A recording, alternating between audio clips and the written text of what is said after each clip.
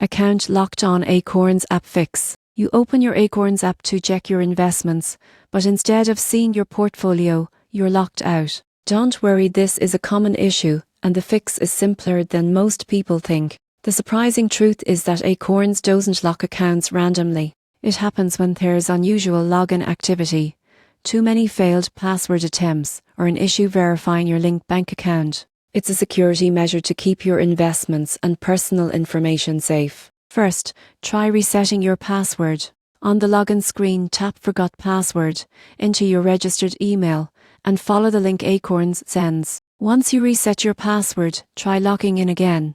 If you still can't access your account, contact Acorns support through their help center or by emailing support@acorns.com. Provide your full name, the email associated with your account, and briefly explain that your account is locked. If they request identity verification, send a valid government ID and wait for confirmation, usually within 1 business day. If your account was locked due to a bank verification issue, update your linked bank info once you regain access. To avoid getting locked out again, enable two-factor authentication and always use secure networks when logging in. Acorns takes account security seriously. Every lock is meant to protect your savings, not frustrate you. Once you follow these steps, you'll be back in control of your investments, watching your spare change grow again in no time.